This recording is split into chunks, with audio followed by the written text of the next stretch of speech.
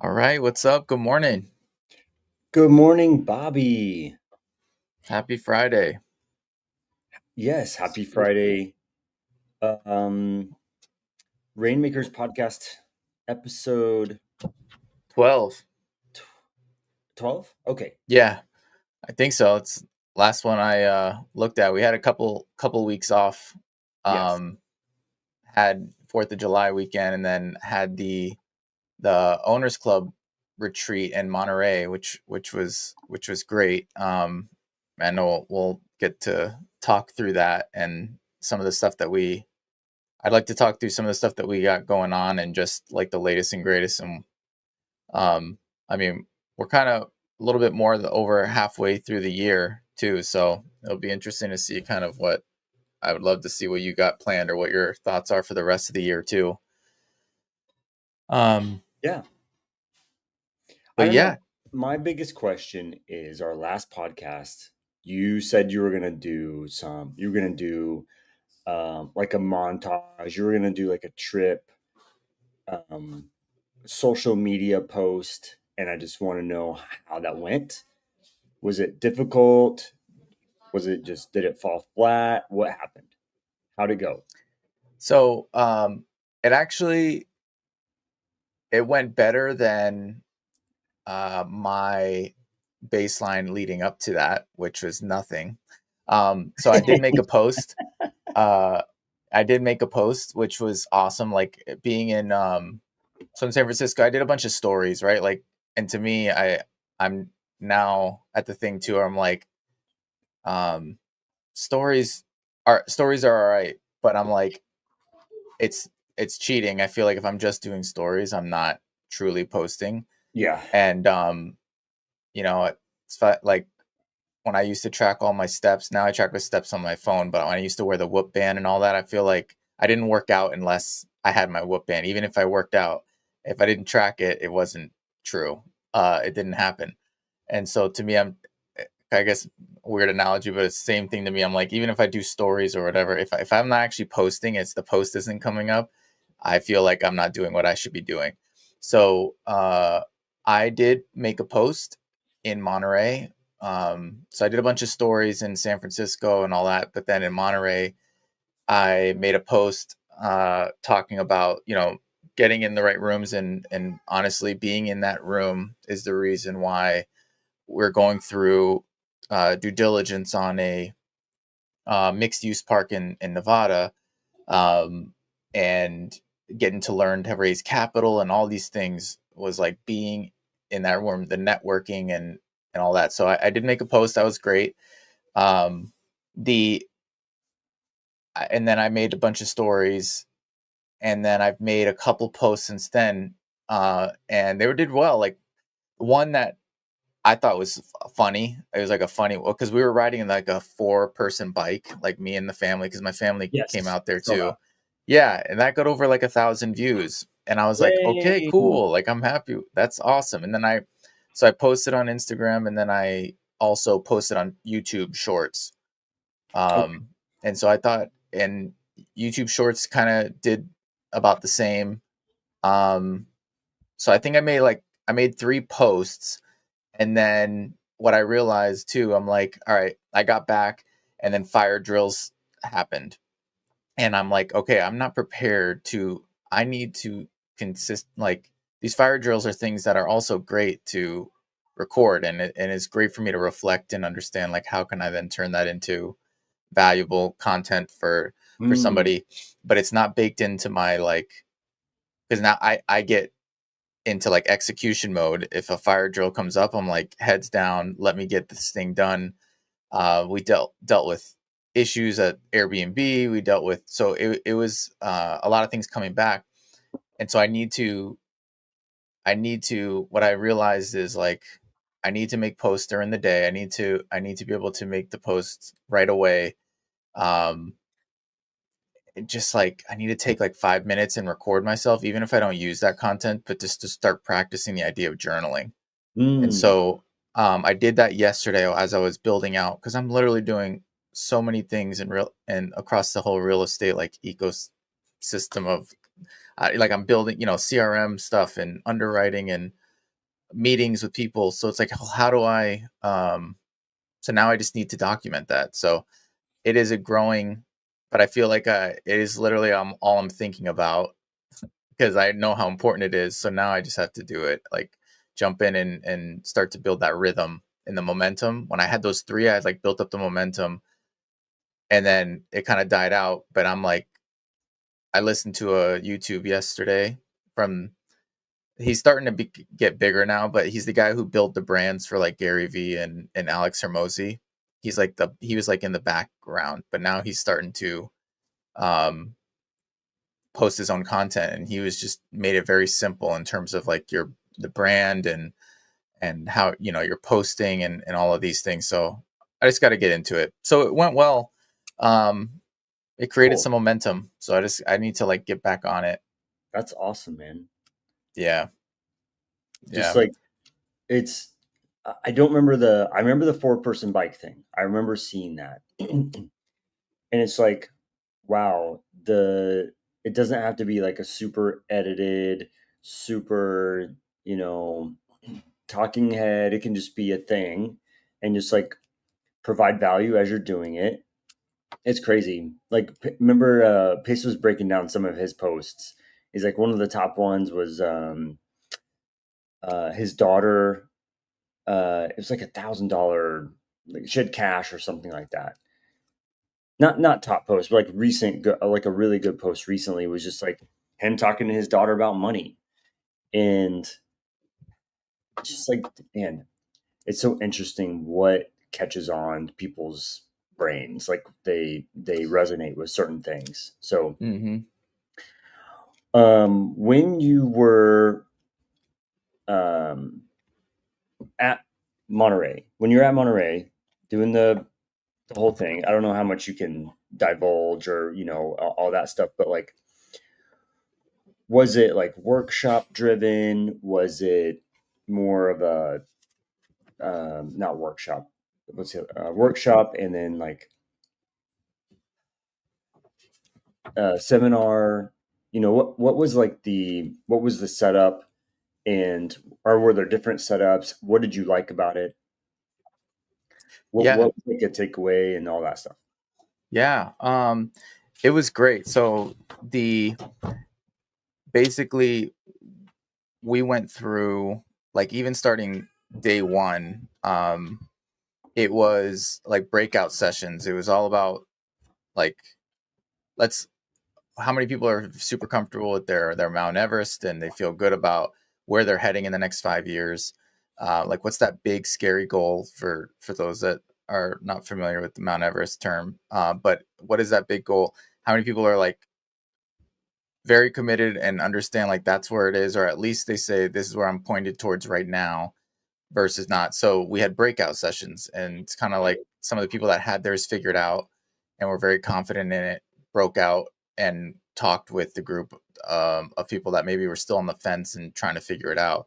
And in that session too, I met, what's awesome is I met so Austin Marvel, who does, he has a land, right? He wholesales land, he buys land, um, among other things too. But that's what he's known for. And I got an opportunity to meet him, sit down with him during that session and talk. And it was awesome because we started talking, and I didn't realize he was interested in building tiny home villages too, right? And it was more from Great. the, it was more from a luxury, like vacation standpoint, which is ultimately something that I'm very passionate about, is why I got into Airbnbs, because I love the idea of creating a unique experience and unique stay for people, like out of land, like somewhere unique. Not right now, we manage properties in Disney and everything. There's like 40,000 rentals there. There's only so much uniqueness you can have, and it's a very great market. But I like to create like a really cool, unique experience, Yeah. and you own the whole experience.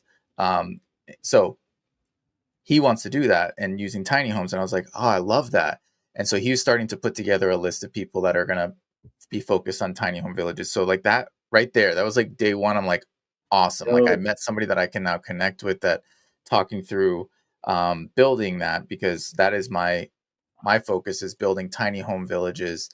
Um, and so to me, that was great. And then he also talked about how do you structure a nonprofit in a way, like how do you structure an org structure, right? And he was like, talk with Chris Craig, there's different aspects of it too, because I'm like, well, if I wanted to create a tiny home villages to help maybe with affordability, or if it's something around, I think Austin's is more like a family retreat, or like a church, I'm not sure exactly the term, but like something to do, like, can you create a nonprofit and structure it in a way, and obviously still you're still making money and things like that, but from a Mhm. tax benefit and from a just how it's labeled, here's how you do that. So I was like, okay, because that was the other big hurdle for my in my head. I'm like, how do you make this work if I'm trying to help with affordability too? Mm. Uh, is Yeah. this going to even make money? Because obviously, or do I focus on, like, I can focus on mobile home parks, help with affordability there, Yeah. and then build out the thing that I really I'm passionate about, which is more of that vacation family experience, like creating those unique stays. Um, And so a lot of clarity there. That was like day one. And then we had Marcus Lemonis, which was awesome. So he went last year as well. And I'm not, are you familiar with Marcus Lemonis? That name is very familiar. I don't know. I can't place it. The Prof. So he had a show called, I think, The Prophet. I think that's what it was called. But Okay. it basically, he's a super like high level entrepreneur. I think he owns a bunch of companies, but he owns Camping World. That's like his big one. I used to work there. For real? Yeah, No way. well, I detailed RVs. I mean, That's that's a big awesome. company. Yeah, They have a lot of locations, but I detailed RVs there. Anyway, that's so awesome. keep That's going. so great. Yeah, I was so like, he I know that guy's name. Anyways, yeah, sorry. yeah. And yeah, he's the CEO, right? So but among other things, right? He goes and he's rolling out a new show, which was cool, but he just talks about, because everything for him is business lens, right? But he compared it to real estate too, as well as obviously there's a lot of owners in there that are focused more on business acquisition and things like that. But he asked a really good question, which I'm curious of your answer to it. But he said, he's like, draw a mountain, draw a whatever, a Mount Everest, whatever, draw a mountain. And he's like, where in your journey right now, or in your position of where you're sitting, whether you're a leader in your company or whatever it is, that where do you see yourself on that mountain? Are you at the base? Are you halfway up? Are you at the top? Bro, that's an amazing question. I feel like, you know how when you, okay, I've never climbed a mountain, but what I've heard is you have like different summits. Like you go from here to here, and that's like a base camp. You go from here to here, that's like a base. I would say like I'm not the bottom. I'm like one rung. I feel like I'm just one rung up, and I have 10 more, eight, whatever it is. Probably 10, probably at least 10 more little base camps to Like hit. summit. I love that. Somebody, so he asked like, who feels like they're at the top of their mountain, and I think it was like three people, Dang, and go he brought props them to all up. him. He brought them Dang. up to talk, and one of them had an answer similar, in a similar fashion, which I was like, okay, that makes sense, because I'm like, oh, I can't wait to hear this, and like why they think they're at the top of their mountain. And the one guy said, well, I have multiple mountains, like I have these different summits or whatever. I feel like I am at the top of this one, but not at the one that I'm trying to get to. So it's kind of like, Mm, I feel like I'm at the top of this thing that I wanted to accomplish, that I'm trying to, I'm focused on right now. Cool. But I still have these other larger mountains that I'm now going towards. And so I was like, mm. okay. So I like that. It feels similar to the way you answered it. I said I was probably like a quarter of the way. I have my little guy, my stick figure. It's like drawing on it. And so, Yeah, but same concept. Yeah. yeah, yeah. And so he was like, he's like, I love asking this question and I'm hearing people's answers to why, but he's like, I believe Marcus Lemonis said this. He's like, I'm at the bottom of the mountain because as a leader, as a business owner, my job is to always position myself at the bottom of the mountain, making sure I'm responsible for keeping everyone safe and constantly rising people up that mountain.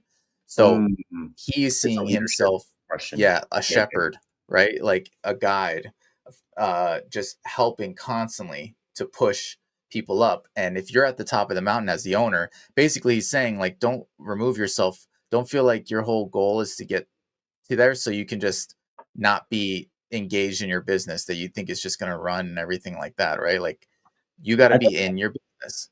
I bet that question confused everybody because they're like, "Oh, my Mount Everest. I'm trying to climb my Mount Everest." They're all thinking that concept. They're not thinking of when I run a business, I have not top down leadership. I have servant leadership, right? So they were probably thinking just where am I on my Mount Everest? Yeah, Yeah. that's where my mind went. Like where am I on my Mount Everest?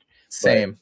yeah, Same. Yeah. It was almost like good very question though. Good question. inward. Yeah. Because it was thinking, it's like, well, if your goal is to build out this, a big business or whatever it is in your journey too, who are the people that are coming along to make that happen and positioning yourself in a way that constantly is in there. You're right though. Like uh, it did throw everybody off, but it was such a good reminder because he's like, it's a privilege to be a business owner here. It's a privilege, right? Look at it as a privilege. And so I Yeah. loved that. I think that was so big. And he's just a great communicator and he walks around just kind of like Pace does, like, and talks with people like Oh, that's cool. he'll call people out and stuff. It was really good. Um and then it the other days it was we had some Pace rolled out, creative listing to everybody, right? Which Yes. is now known, and he's over like 100 properties that have already been listed on there. Creativelisting.com. So if anybody's looking, if you're a buyer and you're looking for listings, or if you are a wholesaler or somebody that's trying to list properties so that buyers can see them, you can go there and create an account and do Yeah. it. It's already been live, which is cool. Um, and that product rollout was awesome. Like Raz and Ingrid were on stage rolling that out, and um, and then it was around. Jamil did his like breathing session, like the breathing Okay. Okay. Hold session. on. Hold on. Hold on. Hold on. Yeah, go ahead. Creative listing. Creativelisting.com. So you're creating something along the same lines, but it's more for, is it more for just Ingrid's listings, or is it, are you sinking No, the ship, or what? yeah, yeah, no. So the site that I created is so GetNasty.com is a way of for us to be able to. It is specifically for like lease options and wraps Yeah. of like helping homestead buyers find their homes, right? Like it's more of it's niched down and allows us to be able to educate in the way that we want to educate. Like it's not just a listing platform now. We do post them on creativelisting.com as well. It's kind of like I think of it like Airbnb, right? Like I'm gonna post my listings on Airbnb as a short-term rental, but I'm also have my direct booking website, right? And my direct booking website um, is something too that it just diversifies like where I'm putting my listings, where I'm getting eyeballs, and ultimately allows a bit more control over the content that we put. So that's why I created that, and it's not just for these Arizona listings. I want to roll it out to other like Northern California with the work that I do with Miguel and our focus there for wraps and lease options in Northern California, and then also talked with Ingrid too, and maybe some other opportunities in the Midwest. And so I guess my thought was like maybe white label it in a way and just like repackage it and still collect that data of again it's nothing it's nothing groundbreaking. It's nothing like revolutionary. It's a site. It's a listing site that we've all had in the past. Um, it's just it's just very it looks amazing, like it very user friendly. It has educational content to help homestead buyers understand what they're getting into. So I think yeah, that's kind of where I'm seeing that one. But creativelisting.com is more of the competing with the Zillows and Redfins, uh or Got not competing, but more aligned with that, a listing service rather than just an educational site that also has listings for homestead buyers to look at. Why? So, okay. I'm not asking a question because I don't know. I'm asking a question like thinking about the audience. So, like, if I was gonna white label GetNasty, and that's because my company is finding deals, we're closing them, we're wholesaling them, whatever it is. Plain, plain. Thank you.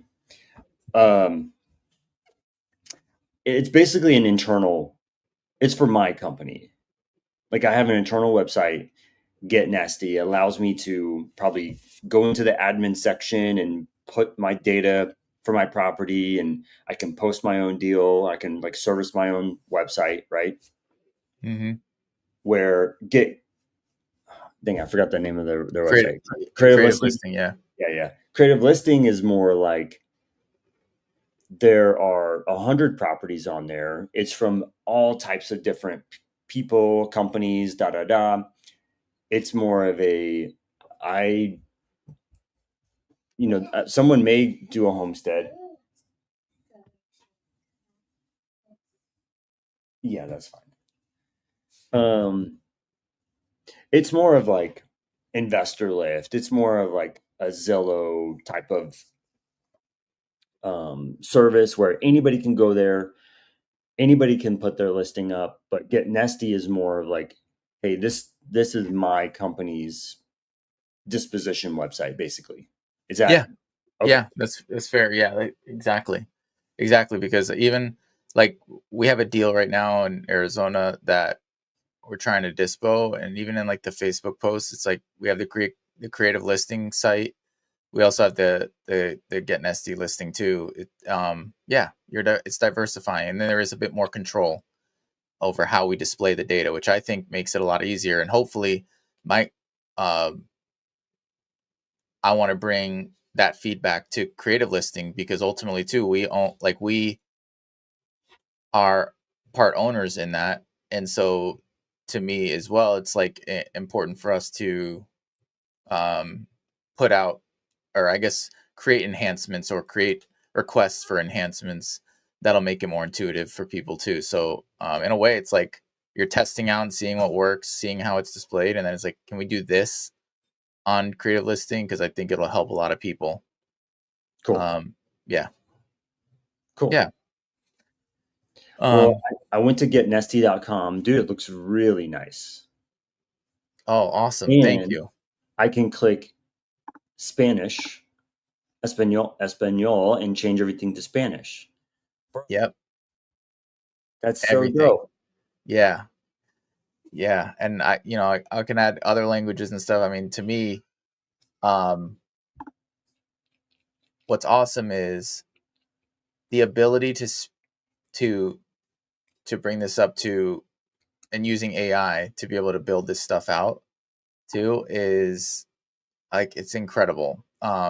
Because I have my background right in data and analytics and data management, data strategy. So I understand the back end systems, data warehouse, like all these things, right? So I understand how I want to set things up. And you and I have talked about, right, metadata and being able to really capture information, because ultimately, oh, have you seen the Diary of a CEO uh, episode with Kevin O'Leary? No, YouTube. I have It's not. so good. It's really good. I recommend it for a bunch of different reasons. There's a thing about signal and noise that he talks about, and how like Steve Jobs, because Kevin O'Leary worked for him for a while. Um, and he just talks about like the ability of these people to cut out noise and their day to day. Like he took one day at a time and is like, what's the 3 things you have to get done today? Everything else is noise. Yep. And so good. But I bring this up because you and I talked about, so this one company on Shark Tank, I guess it was like cat DNA. I didn't see the episode, but something around is a, I'm not sure if it was a software or just a website or something, but it was like during COVID where you can track your, I guess you send it in and see the DNA of your cat or something like that. Like it was very niche. For what purpose? I have no idea. I guess it's called maybe base pause is what it is, but it's basically, it helps them understand, like, for health reasons, I guess, and things that make them unique. It's like what we would do for ourselves, but for your Okay. cat. People were bored during COVID, so Okay. like you want to. It's people love their cats. So, anyways, that, I guess Kevin was saying that was one of the highest, maybe ROIs or highest, like they got bought out by, I think, Sony and another company, and he's not allowed to say the amount, but he's like, it's ungodly amount of money, and it was not even about the cat DNA, it was the data, it was the millions, like the data that now they could use to help animals, or like understand the sickness, like all these things. They bought it for that purely. And so in like however many years she exited, like 3 years or something, and it's like amazing amount of money. So just to talk about like our data collection and baking that into everything that we build from an application standpoint is so such an afterthought for a lot, because you want to build the thing that's the front end. What's the front end tool? But your point of like, it's kind of a race to the bottom. Like now, I guess with AI, the ability to just recreate things is so easy. We can recreate DocuSign, no problem. And so now, well, where's the real value? It's not only our brands, but then it's got to be the metadata. So I was like, dang, that Yeah. was so eye opening. So for Pace and their team to launch Creative Listing, this was my thought because I wanted to make the deal match program thing, but it's like all the where are even like the clicks? Which deal are people clicking on the most? Which maybe even this is like where my brain goes. It's probably like freaking fried or something. But like, are they clicking on the left property or are they clicking on the right property? And if I switch it, do they click on the right property? Is it the property that they're clicking on, or is it like menu reading where you always click top left? You know what I'm trying to say? Yep. Yep. Like even like analyzing that crap. And then it's like with creative listing, I started thinking of GetNasty, but like with creative listing, thank you, my beautiful daughter. She got me a bagel in Oh, a kid bowl. nice. Perfect size. Yes. Okay. Creative listing. I would start just analyzing even where are people clicking, and if I move the listings around, are they going to that because that property is near me or whatever, or are they just clicking at one, like trying to figure things out? Um, and obviously the contact information. So like more demographic information you can get, then you can start like scoring those markets. Hey, um, I have really a lot of high qualifying buyers are just like swarming from this area, right? Like that's obvious, but then it's like taking that to uh there's so much, even like what industry do you work in? Okay, so why do we have like 800 painters buying these houses? You know what I mean?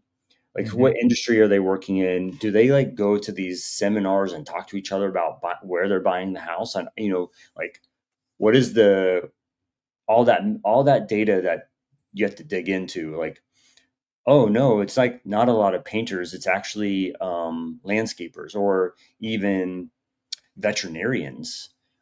Whatever. Who knows, right? So like all this data about where uh, who is the target market, and then you just run, and then you just backward compatible, like not backward compatible. You go backwards and you start running ads to those people, right? And then then that's the fire. You're like learning how the spark gets lit, and then you just turn it up. And you start Yep. running ads for that person, for that Yes. demographic, and go.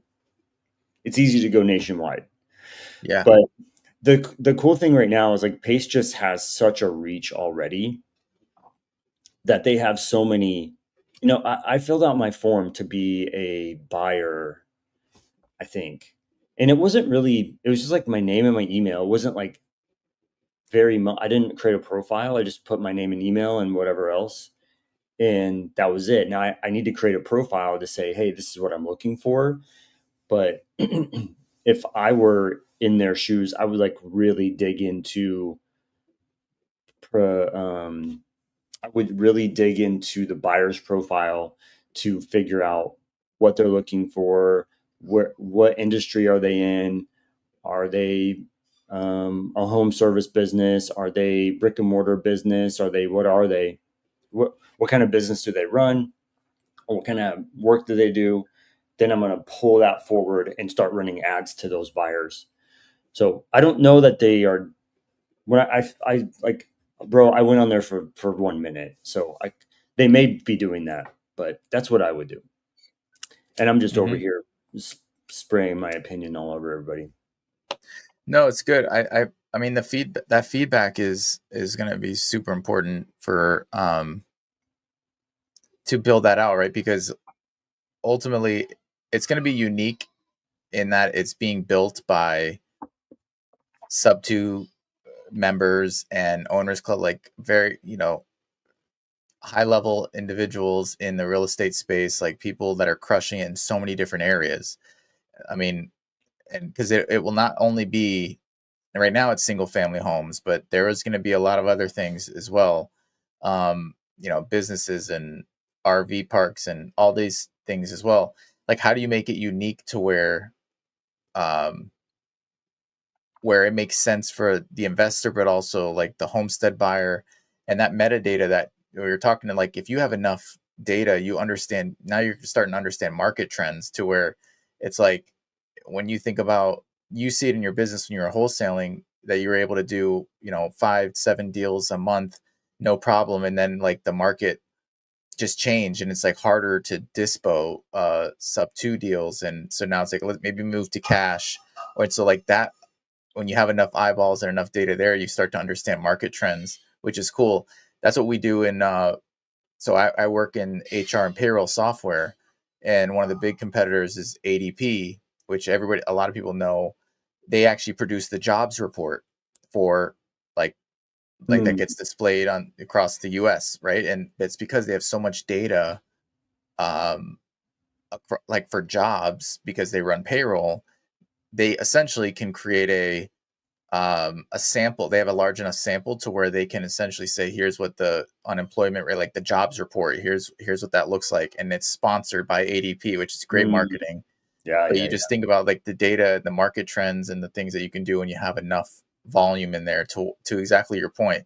Are people buying not only the listing and human behavior, which is more of the marketing aspect, and then it's like, well, are people buying more, like, are people buying subject to, or is it like really slowing down? Why is that?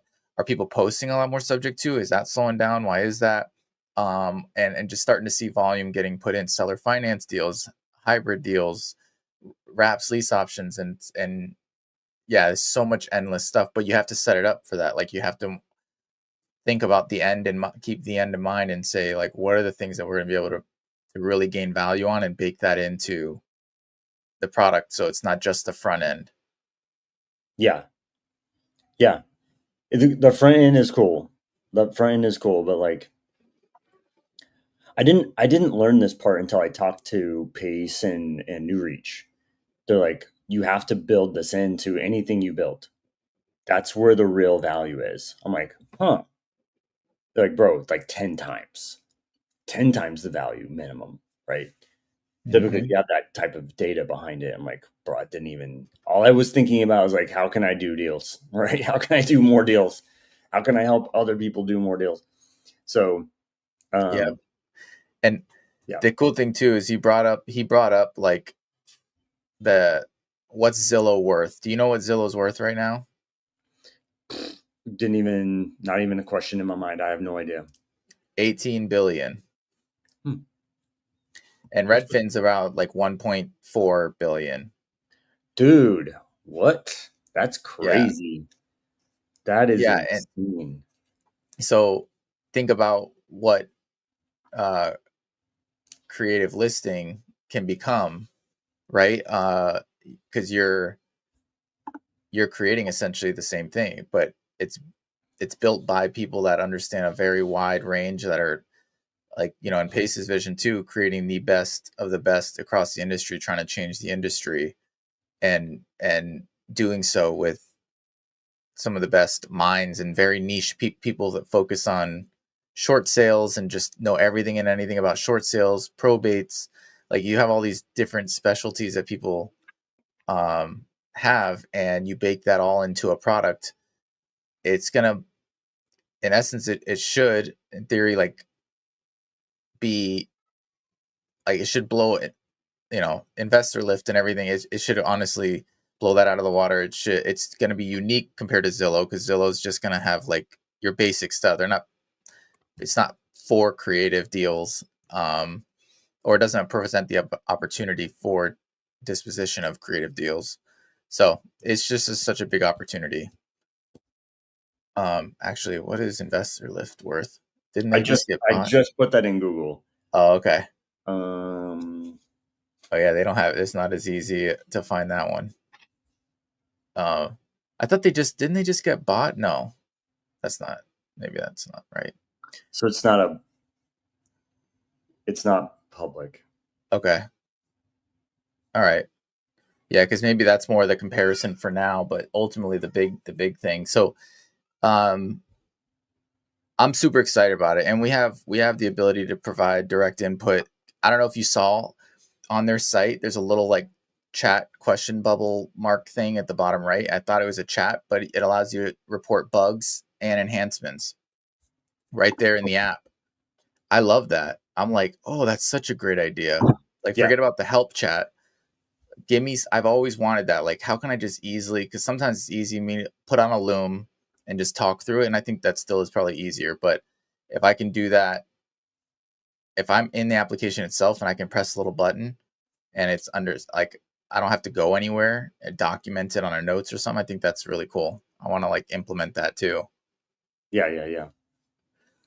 Um, yeah. So I guess the other stuff like from the Monterey, from the retreat, the things, it was cool. They had breakouts too, breakout rooms on different topics. Went into the AI one, and it was April Elias and Heather Grizzard were running it, and uh, that was cool. I took a lot of good notes. A lot of the things were it goes over a lot of the basics because there's a lot of people still not fully utilizing AI.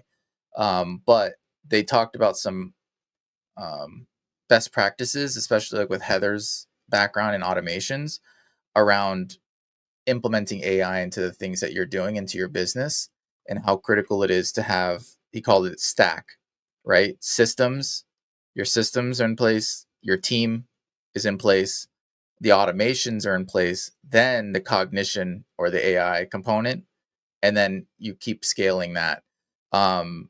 But it was because a lot of people just try and throw AI, which I have done.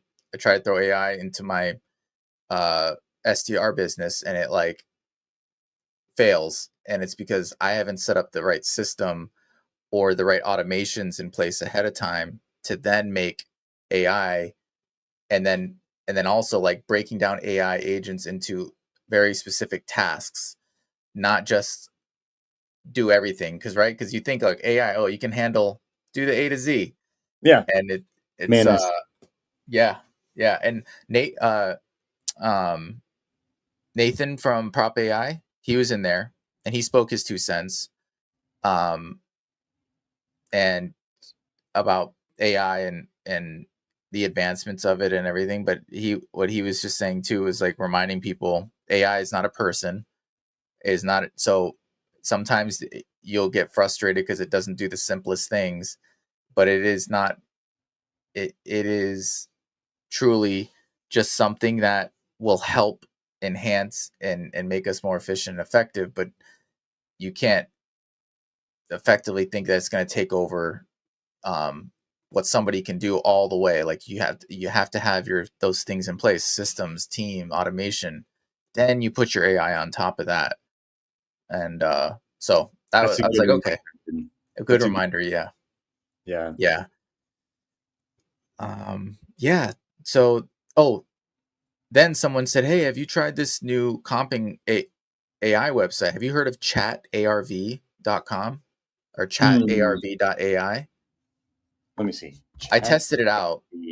AI. It popped right up. Let me look at this.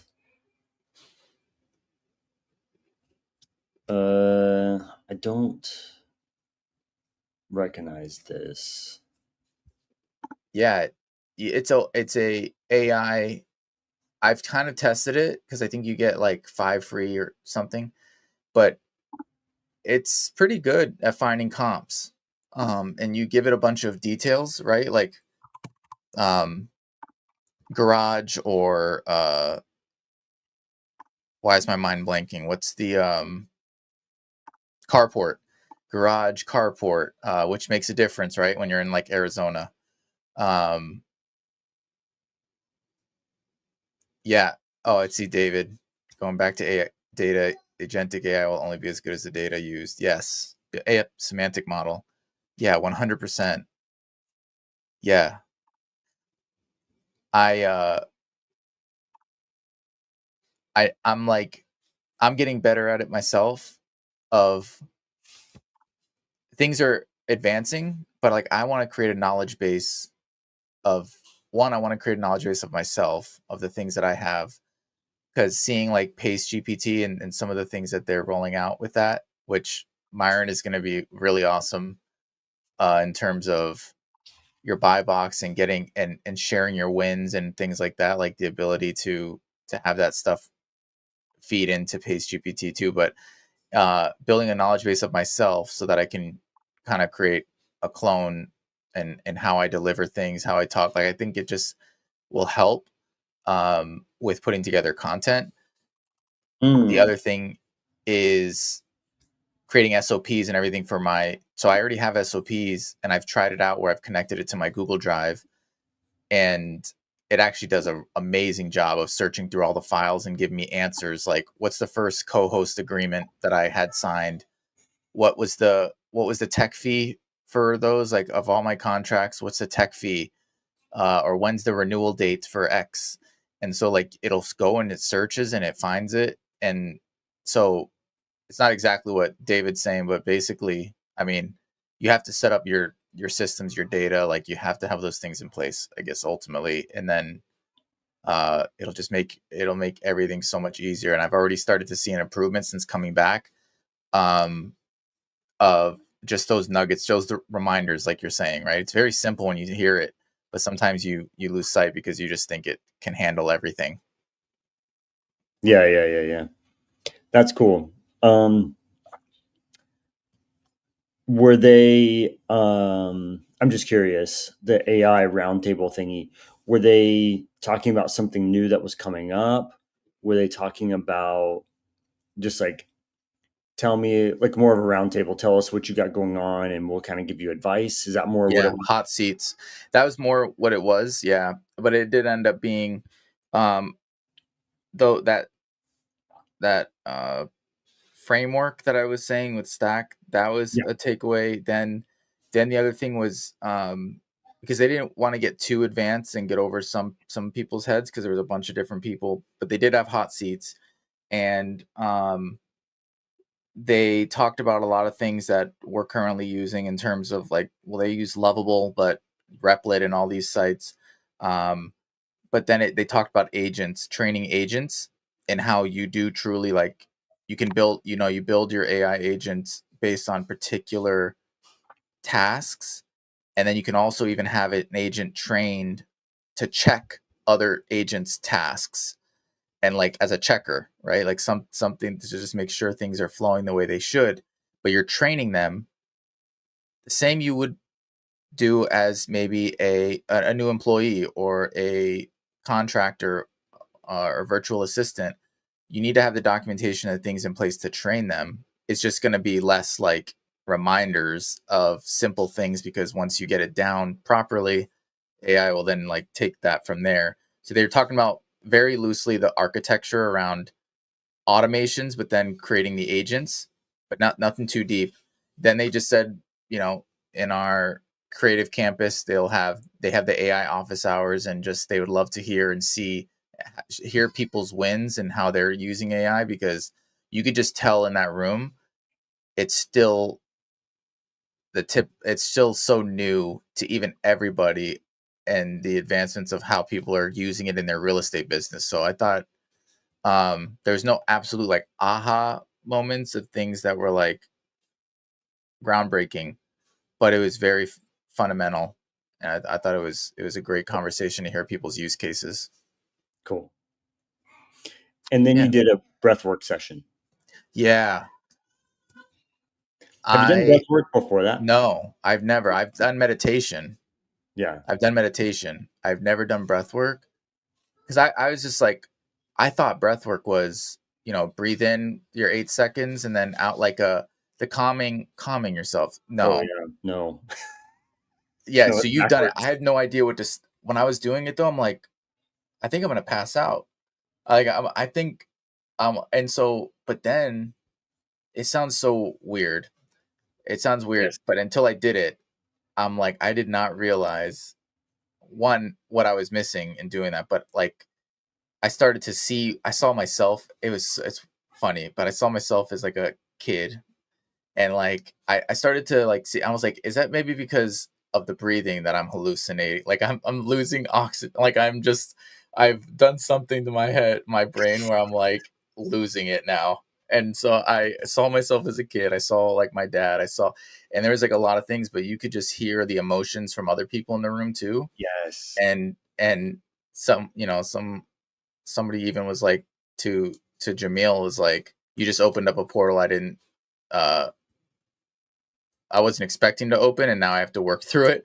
Like maybe something that they weren't trying to really go through, but it was so it was so great. I texted Jamil too. I like thanked him, because I'm like, all right, I need to do this again and alone, but I need to like really go in. But it was crazy, like emotional wise, like just the things it did. I and he has that MP. Have you heard his breath work? So he created one, because he's like, there's not a lot of people that have done this, where they've created one that's breath work right into meditation, a one Mm, video. And so he talks, no. and he did it with a I think he won a Grammy or something. A producer produced the music in the background, and he recorded over it with his voice, talking through and instructing you. So I have that. If you haven't gotten it, I'll send it to you. You could take a listen if you want to use it. But anyways, I thought Oh, that was incredible. yeah. That was incredible. We did one at one of the Pace's masterminds. And it was like with Elena and Kirk, Carly Grunman, Angie and Dom, like all these people that we know and love, right? And to look over Eddie Marin, like to look over and just see Elena and Kirk just like sobbing with tears, right? And like hearing someone across the room, I have no idea who this was. They just started like, I just started screaming, and not a screaming in a hurt way, but like screaming in like, I'm done with this. I'm done with whatever I'm holding kind of scream. You know what I mean? Mm-hmm. And it like, I liked it. I didn't like it. Sorry. I don't mean to sound weird, but like, I, it allowed me to also say, I can let go. You know what I'm trying to say? Yes. If I was Yeah. by myself, I would be like kind of fighting the urge still. But when it was like a group thing, the group meditation was like they're letting go. It allows me to go, no, I do need to let go. And then it was like the music was like more um bro, the music was like um what is the word? I cannot think of it. It was almost like um yes, I'm gonna eat it. Just give me it. I don't want to eat while I'm on this thing. But it was like t- um t- not that's not the word I want to say. Hold on. It was like it was like it just got to my core. I don't know the word, but it was like drums and not chanting, but it was like drums and like very God, why can I not think of It's it? like spiritual or like Um, I guess yeah. spiritual, but it was hitting my core of like being like raw human uh drums and like it just like got everybody in this like get to your core of who you are. I don't know how to Yeah. explain. Like tribal music type of thing. Kind of like tribal. Yeah, yeah, yeah. Kind of like tribal. Okay. And I just like it kind of like gets you in like this breathing rhythm and yeah, like seeing all kinds of it's not weird stuff. It's like stuff that's familiar, but For it like sure. it it starts coming up and you're kind of me, I was like, okay, I'm in control. I don't have to breathe every breath that they tell me to breathe. I can like slow down for a second if I need to. You know what I mean? Oh yeah, I did that because I thought I was gonna pass out. Yeah. I'm like, I need to kind of slow down because I just feel that. I feel the fear, I guess. And Yeah. um but I started watching on YouTube. Sorry. I started watching on YouTube other somatic breathing, other YouTube videos because like it's beneficial. It's beneficial to let those emotions rise out. You know what I'm saying? Hmm. So I Yeah. recommend it. I found somewhere here in Dallas that it's called Breathe, but they run like they do a monthly somatic breath work. They do weekly meditations. They charge something like 200 bucks, 200 bucks to go and do a breath work session, which I think Hmm. is to me it's a little it's on the higher end side in my opinion, but Yeah. uh yeah, it's like here in Dallas, you just go do it and um I need to I've subscribed to their newsletter so I can just like see and I'm like I'm gonna go like I want to go like once a month and like check out who those people are and make some friends like that. Yeah. Yeah. True. Yeah. Uh I could definitely, now that I have that and I've done it. So I think that is like once you're in there and you've done it with somebody that has done it and that they know, like like with Jamil and stuff, like it's once you do it once, then I'm like, okay, now so I don't know if it's like the permission to do it or you just feel like you have that understanding enough to where, okay, like although in my head I could have figured this out, maybe not. I don't know. You just don't know what you don't know, and then you do it, and you're like, oh, that was easy. I could have done it myself. But sometimes you guess you need that permission to do it. And so, but when he was like, if you're pregnant or if you have any heart thing, and I was like, at the beginning, I'm like, why? It's your.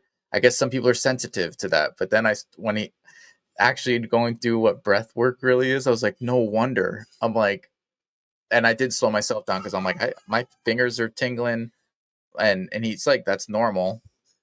And he's like, you could vomit, you could. I'm like, what the heck? And so, anyways, it was really interesting and got me out of my definitely out of my comfort zone. So I liked it. Awesome. That's something I want to incorporate a lot more. Yeah, that's Um, awesome. yeah. So yeah, I mean, ultimately, the um the other thing too that I just wanted to talk through was like it was like Rich was up there and he was talking about, be ready to make that impact. My biggest thing that I implemented right away was like the pipeline and process of my buy box and getting it out there. I have a few people that are sending me, I can't keep up with the underwriting of these deals that are being sent, which is a good problem, but I have to figure out that problem because I want to get back to people in a timely manner. But I have my form set up, it goes into the CRM, I get notified, and I just can't keep up with like turning these things around quick enough. Like bird dog deals, either whether it's like fix and flip opportunities or creative opportunities, or even the RV parks and mobile home parks that are getting sent. Those are a bit bigger. But he was saying like get those rolling, and then the orbit program too.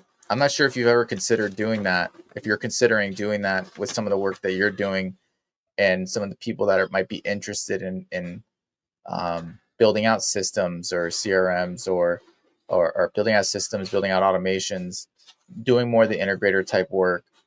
Have you considered like orbit program for that? What exactly is the orbit program again? So it's basically somebody comes on and they orbit around your business, right? So like you are teaching them, like they're like an intern almost. You Okay. could say it's like an Yeah, intern. yeah. Um, I have. What, man, it's just crazy what happened. So like I think if I set it up in a certain way where I felt, I guess, protected, because a lot of what I do is IP. You know what I mean? Like this is stuff that I build, right? And if I share the thing that I build, and it's just like I'm creating my own competition, right? And that's where my head gets stuck. Is like I'm just like it's not. It just it ends up not being collaborative. Like I'll teach somebody, hey, this is the system, this is what I want, this is what the customer wants, blah blah blah. I'll bring the system, I'll bring the customer, I'll bring everything to the table and help a person get rolling. Cool. The moment they get the moment they get their own customer, it ends up not being collaborative anymore. Mm. They literally find their own customer and they go, whoosh, they start building their own business. I'm like, cool, that's fine. That's what they want to do. But I guess maybe it's the people that I pick to work with, or maybe I'm not clear up front, right? So like I need to have like, yes, I have really thought about that because I enjoy group effort. Group effort is like the coolest thing. But as far as systems go, me personally, I struggle with teaching, giving all my cards away just to see and being collaborative, being 100% collaborative, and then having that person not also be collaborative. Like I'm bringing business to somebody, but they don't do the same for me. Mm-hmm. Happens all the time. I'm just like, okay, right. Right. So that's where I struggle the most. And maybe that's just because I have in my mind, obviously they're going to do that same thing. Like I'm bringing XYZ. Wouldn't they also bring XYZ? Nah, maybe not. Maybe they are coming in to be self-serving and I just am like, cool, I'll teach you. Like, yeah, let's help. Let's help this person. But they are coming in self-serving to just take and then leave. Just that it burns my butt. Sorry, it burns my butt because it's happened to me countless times, and it's mainly because I don't have clear upfront contracts. Right, Mm. that's probably my Yeah. biggest. Yeah. Well, because even in real estate, like a wholesale team, right, or whatever it is that you're doing, and you bring somebody onto orbit, Like, what's the end goal? Because Josiah was up there and he was talking about the Orbit program, and how he started off like the wholesale team with him and Jamil, right? Uh they bring in bird dogs, which is kind of like that first step. And if they're serious, they're committed, they keep on bringing deals, then you kind of get them into like the Orbit program, where now you can pour a bit more into them. And the people on his team are still there. Like, now they're there as like acquisition managers or whatever, like making money, bringing it in. Because there are people like that. It might be because you're surrounded by a lot of people that think a bit different and wanting to try and do their own thing. Or it's like when you're in an owners club meeting. It's like you probably are not going to find your person that's going to work for you at owners club, because everybody's trying to be an owner. So it might be the same in that same. I'm thinking about this out loud because that's a great point. Like, what is the end goal from the Orbit? Is it to bring them on full time? I would think so, because you're pouring a lot of work into them. But what would make someone want to stay full time? They believe in the vision. They also don't want to start something on their own, which I think a lot of the people that are going to make it up to the point to where they want to Orbit with you might be ambitious enough to where they're like, I do want to do my own thing, but I want to be able to learn and create value. Though the thing is, like, creating value for you into a to where if they did leave, at least, there was some value there being exchanged. I don't Yeah, such a great question. I think about it, I'm like, what's that progression in any, whether it's wholesaling or whether it's integrator, um, consulting, or whether it's whatever it is, like, how do you bring that person in, and how is it mutually beneficial, knowing that they Yeah. most likely will leave. If I like, okay, I'm going to do an Orbit program. I'm going to teach 10 people in July how to start their own whatever, like CRM company. Cool. Then they go do it. And then I just spent whatever, 4 weeks teaching everybody how to do that. But like, I'm left empty handed. I did bring value. I helped them. I'm a giver. But like, I got to feed 2 kids, bro. Yeah. And so my Yeah. mind went to like, okay, now it's not so much an Orbit program. It's more of a course that I sell. I'll put together an 8-week course for you. You're going to pay because I have to feed my kids. 1,500, 2,500, $3,000, whatever it is. But literally, like, step 1, step 2, getting your first client, adding in different things, how I put this together, blah, blah, blah. Yeah, I would 100% do that. you, you just made me think.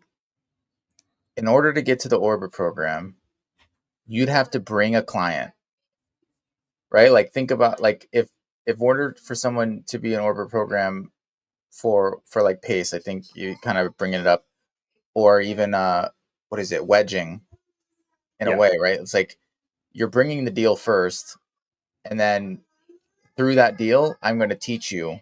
So you bring the client, and I'm going to teach you how to build up the CRM. Well, you're going to do it with me, but you brought the client already.